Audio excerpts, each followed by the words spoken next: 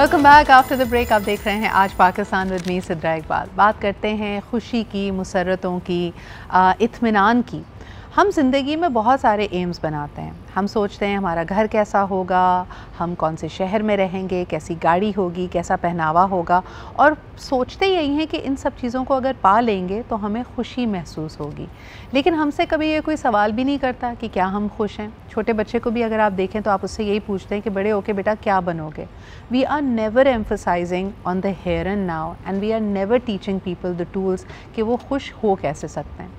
सारी ज़िंदगी हम एक रेस में भागते रहते हैं जिसमें हमें लगता है कि जब आखिर में पहुंचेंगे तो कोई ट्रॉफ़ी मिलेगी और वो ट्रॉफ़ी असल में हमारी खुशी होगी। लेकिन खुशी हर वक्त आपके अंदर छुपी होती है। आप किन चीज़ों के ऊपर फोकस करते हैं, किन चीज़ों को मल्टीप्लाई करते हैं, किन चीज़ों को मज़ीद अपनी पर्सनालिटी, अपनी ज़िंदगी में अट्रैक्ट करना चाहते हैं। आइए ज़रा इस पे बात करते हैं। खुश होना एक हुनर है जो हम सबको आना चाहिए। In fact this is the only thing जो आपने अपने बच्चों को या आने वाली जनरेशन को सिखाना है। इसमें हमारे स्कूल्स क्या किरदार अदा कर रहे हैं, हमारे घर, हमारा माशरा और आने वाली ज़िंदगी से जुड़े हर बड़ा ख्वाब। Let's try and explore that. आज हमारे पास एक ज़बरदस्त पैनल है। मेरे साथ मौजूद है शेफ़ सारा फरहान, क्योंकि कई लोग अपनी खुशी मेरी तरह सिर्फ खाने में ढूंढते हैं। मुझे भी आप किसी अच्छी जगह दावत दे दें, कुछ अच्छा सा मीठा खिला दें, I would be more than happy. और कई दफ़ा मेरे गम भूल जाते हैं। आप अच्छी सी चाय देखें, पिला दें तो आपको भूल जाता है कि आपको किस बात की टेंशन थी। वैसे I personally find cooking therapeutic as well. तो शेफ़ सारा से पूछेंगे कि वो इस फील्ड में कैसी आई और क्या वाकई जो कहते हैं ना दिल का रास्ता भी मैदे से होकर जाता है, तो ज़रा इस रास्ते के बारे में जानेंगे। Thank you for making time for us. आप ही के साथ मौजूद हैं Sana Faheem. She is the founder and principal of equal school system of success. जिस तरह के आप जानते हैं कि हमारे स्कूल्स और हमारी अपनी भी बहुत सारी खुशियों वाली यादें हमारे मासूम बचपन से ही जुड़ी हुई हैं, हमारे स्कूल से जुड़ी हुई हैं। तो स्कूल एक बड़ी अहम बुनियाद डालता है आपकी आने वाली ज़िंदगी की कंटेंटमेंट, एस्पिरेशंस और ड्रीम्स के बारे में। So we talk to her about that. Thank you for being here Sana. Last but definitely not the least, Talib Mirza who is a learning facilitator, entrepreneur, writer. तो हमें शायद बचपन में तो खुश हम होते हैं, उसको ज़्यादा हम देखते हैं ना, that's just the way of being. बड़े होते होते तक तो ये हुनर हमें भूल ही जाता है और इसका मलबा सारा हम अपने इर्द गिर्द लोगों पे डालते हैं। हमें लगता है हम खुश इसलिए नहीं है क्योंकि मुझे अच्छी सास नहीं मिली या मुझे अच्छा बॉस नहीं मिला। लेकिन क्या वाकई ये वजह है या there are other reasons that you are feeling miserable? Let's try and address that. Talib, इसी से अगर गुफ्तगू शुरू करें, मुझे बताएं लोग खुश क्यों नहीं है भाई आजकल?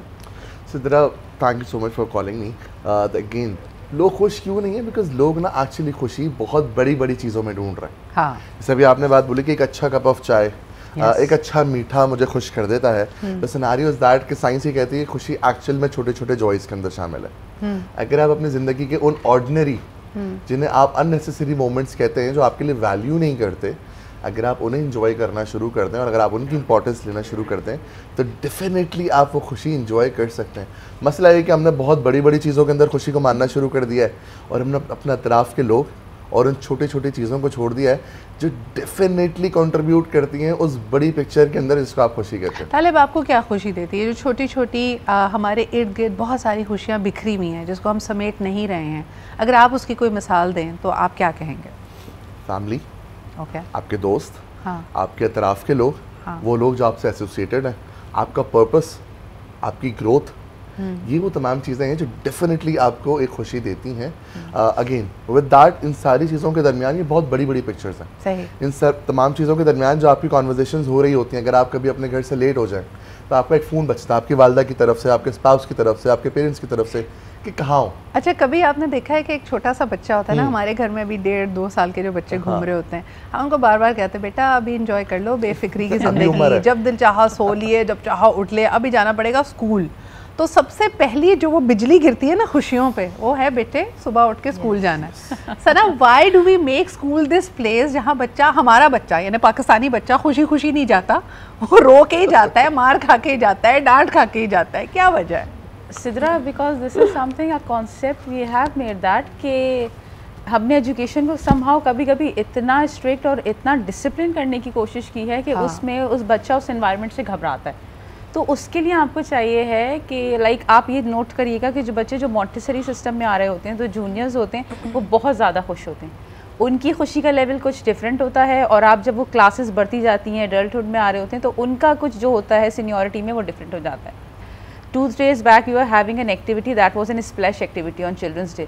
आप यकीन करें उन बच्चों की खुशियाँ, वो छोटी छोटी वाटर गन्स के साथ they were fighting and they were playing. I feel so good. मैं उनके कैंपस में गई and they were, it's not like that कि उनको पता हो ये प्रिंसिपल है कौन है. they were just putting the water and splashing the water on me as well and I was literally enjoying. it was a tough day for me but again मैं वो सारी चीज़ें भूल गई when I was enjoying with them. अच्छा, खुशियों का सबसे बड़ा कातिल स्कूल के अंदर होता है रिवीजन, reinforcement, होमवर्क. एग्जैक्टली. यानी मैं अपने 12 साल के नेफ्यू को देखते हैं ना, उसका दिल ही नहीं चाहता कि वो होमवर्क को नोट करे और वापस आए, उसने कहा यार ये फिर एक पंगा.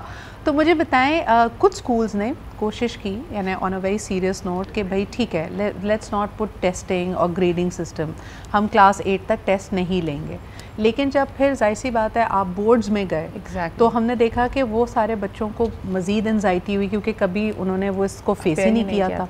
तो बेहतर तरीका या दरमियाना रास्ता क्या है सना? सिद्रा, इसके लिए बेहतर और दरमियाना तरीका बेस्ट आई थिंक यही है कि you should go with the enforcement classes. Like in the nursery system we are not having any exams, right? You don't have to believe in the grading ranking system, you have to believe in the gradings. Like we have mid-year evaluations. In our senior classes we are not having any ranking systems. आप enforcement रखें, आप particularly ऐसी activities plan करें according throughout the year कि जैसे right now we are having a spelling bee in our school.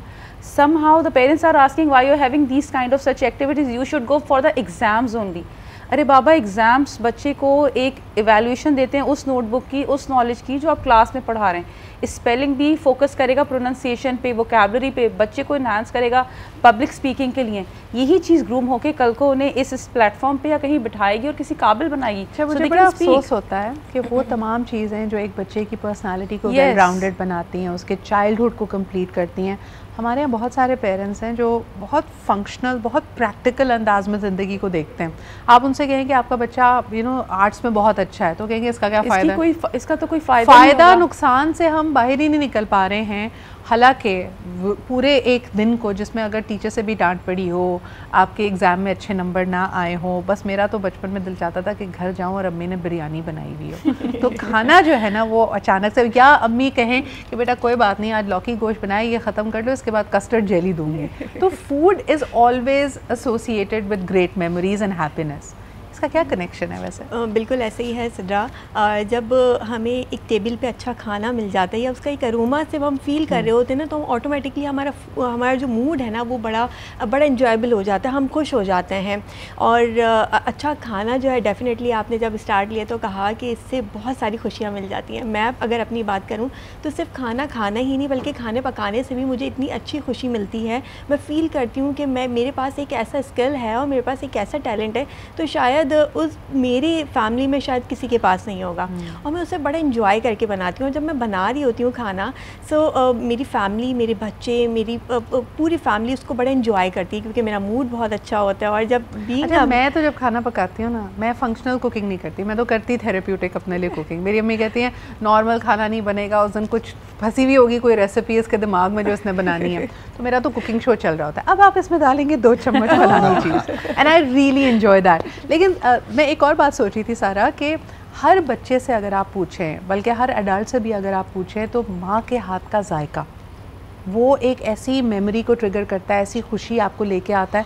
मैं अक्सर सोचती हूँ यार हर खातून तो बहुत अच्छा खाना नहीं पकाती, तो उसमें जो सीक्रेट इंग्रेडिएंट है ना वो शायद मोहब्बत है. बिल्कुल ऐसे प्यार है, मोहब्बत है और वो लगन और वो चाह है. जब आप खाना बनाते हैं अपने प्यारों के लिए, अपने बच्चों के लिए, अपनी फैमिली के लिए, तो ऑटोमेटिकली अल्लाह ताला की तरफ से मुझे ऐसा लगता है कि वो ब्लेसिंग आपके पास आ जाती हैं जिसकी वजह से वो उसको पसंद करते हैं. और आप मेरी बड़ी एक स्पेशल डिश है, रेसिपी है जो कि मेरी फैमिली में बड़ी फेमस है. अगर मैं डिज़र्ट बात करूँ तो ब्राउनीज़ बड़ी फेमस है.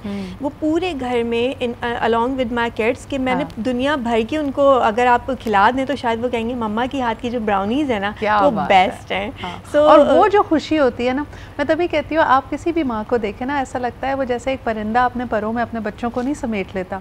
आपकी ज़रूर वो खुशियों वाली मेमोरी होगी कि आप स्कूल से वापस आए हैं, आप दस्तरखान पे बैठे हैं. कल हमारे पास एक बड़ा प्यारा बैडमिंटन चैम्पियन आया, तो मैंने उससे ऐसे ही पूछा, मैंने कहा जब तुम जीत जाते हो तो क्या होता है? कहता है मेरी अम्मी मेरा इतना दुलार करती हैं, मुझे अपने हाथ से खाना खिलाती हैं. तो मुझे याद आया कि मैंने कहा ये उसकी ट्रॉफ़ी जीतने की, मैच जीतने की खुशी अलग, लेकिन उसको हमेशा ये याद रहेगा कि यार जब मैं जीत के आता हूँ ना तो अम्मी अपने हाथ से खाना खिलाती हैं.